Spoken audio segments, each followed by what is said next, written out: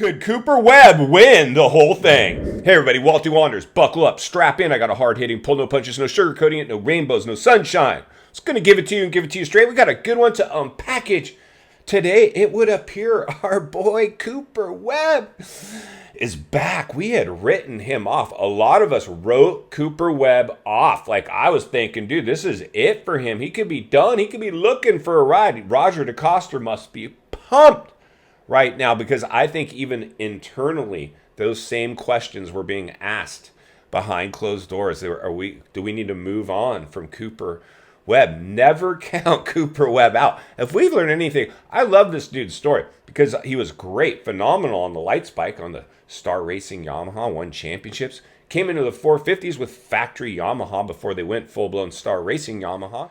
And he was off the pace, not looking good. And, you know, basically he was like Justin Cooper, but we've cut Justin Cooper all kinds of slack. And he's looking good. He's not a lapper. He's looking good. But Cooper Webb was around the same thing. Top 10 guy, and that was a bust. People are like, he's out. We're counting him out. He was a major bust in the 450s. And then Roger got a hold of him and took him to championships on the 450 on the KTM. And then last year off the pace. We're like, is it back to his Yamaha ways? Is he done? A lot of us thought he was done. A lot of us in the industry, like I said, even at KTM, thought this was it for Cooper Webb. And, you know, hats off to his teammate Plessinger. We love that kid. My kids love Plessinger. But you know why we love Plessinger? Because there's nobody else like him. He's like the Ricky Bobby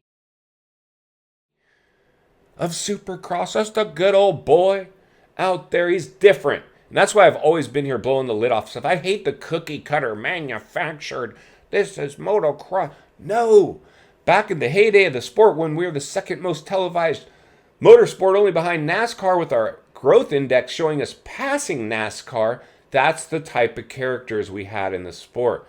The industry got watered down, creating social media stars and images, whether it's Jets and Donuts or Danger Boy this, it's all manufactured to shove it down your throat to get you to buy stuff. It wasn't built on pure adrenaline racing and nitro, or it's not any longer rather, and that's what it was all about. But Cooper Webb, my friend, I think we got to worry about him now. We asked it on the community page of the Walty Wanders MX channel. Now I'm going to reveal those results here for you in a second. We asked, is Cooper Webb going to win this whole thing this year? You'd be surprised. It was kind of revealing to me. Let's go ahead and roll those results. Then we'll meet back here to wrap it up. Let's get started. All right, when asked on the Walty Wanders community page of the channel, Cooper Webb, is he going to win the 2023 Supercross Championship? 21% of you said, yup, that dude's going to win, while 79% of you said, nope, no win. Let's get back to the studio. All right, friends, welcome back. So there you go. Almost 75%, I believe, of you guys said, no, Cooper Webb's not going to win. Probably in the comments saying, I was lucky. That was the only win. Who knows? But I believe you can't. He left Tomac behind him. Tomac had nothing for him. And Sexton buckled under the pressure. That's Cooper Webb's strength. His racing IQ. His mental strength. The fact he's just like that, he just won't go away. You can't shake the guy. The rougher the track, the better he gets. I think we have to worry about Cooper Webb. Like I said, 25% of you think he's going to win. And you can't count him out. He's done it before. How many championships has Sexton won in the Premier class? 0. Tomac used to throw it away constantly. He was the most winning rider without a championship for a while. Then he finally put the puzzle pieces together. Cooper Webb has won championships, my friends, in the Premier class when he had been written off before. I think he thrives in this environment where he's not expected to win. And I think maybe that's a contributing factor why he didn't win last year, because he was in the championship. All this pressure, back it up, this and that. We expect that out of these guys. We can't give them a mulligan. We can't give them a bad season. It was a brand new KTM, that thing. And who knows, maybe they were still under contract negotiations. By the time he got a hold of his bike, tested it, and went to the races, he was behind the 8 ball the whole year. Apparently this year enough has been figured out where he's for real. That dude ain't going away. Short of an injury, I believe Cooper Webb's going to continue to show us what he showed us in Tampa, that he's for real. He came to play. He enjoys the fact that the other guys are favorites, and he knows that he doesn't have to be the fastest guy on the track. He only has to be the smartest guy on the track. And I think he's the smartest. I think he's smarter than Eli. I think he's smarter than Sexton. I think he's smarter than Kickstart. All those guys, natural talent, smart. But Sexton is young. He's still working out the bugs. And I believe that dude's easily has what it takes to eventually take the torch. Eventually. But he's not there yet. Eli's on the tail end of his career. How much risk does he really want to put in it?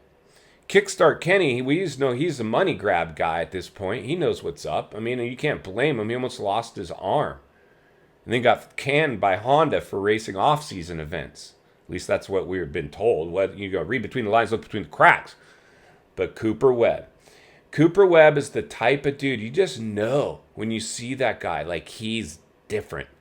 Cooper Webb is very, very different from those other riders. There's something about Cooper Webb that's just, I don't know what it is. If it's like this like inferiority complex, a chink in his armor, maybe because he's a smaller in stature, he's got a little more fight in him. He's got to prove things a little more.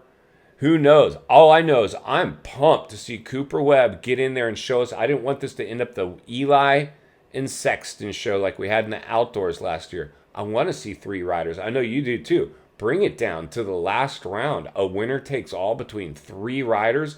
That would be insanity. Stay tuned as we blow the lid off it. In final thoughts, I come to you as a friend, as a content creator. Somebody wants to see you not only win on the track, off the track. Understanding the waters we're swimming in now. Shark infested, and the newest shark to show himself, Cooper Webb. Welcome back to the big stage, my friend. I hope you go in there and smoke these guys. Put it to him again. Don't clean and eat. I love that about Cooper. Don't ride dirty, but he can pressure you into that big mistake. That's his strength, and that's a skill set that's hard to find. That is a natural, built-in, God-given talent that Cooper Webb has, where he can pressure you into mistakes instead of driving it in there and putting you on the ground, that he can just force you to do it all by yourself, like we saw happen to Chase Sexton. Whether that would have happened without Cooper behind him or not, I don't know. We'll never get said. Stay tuned as I blow the lid off it every step of the way, because it's not only what we need, it's a fact. What we deserve. If you appreciate the content, I want to humbly ask you to give the video a like, subscribe to the channel, leave a comment below. I would love to hear from you. Social media link in the description of this video if you'd like to contact me there. And if you enjoyed this video, I know you're going to love the next video on your screen. And there's an easy subscribe icon for your convenience. As always, thank you for your time. Don't go over the bars today. We'll see you on the next video.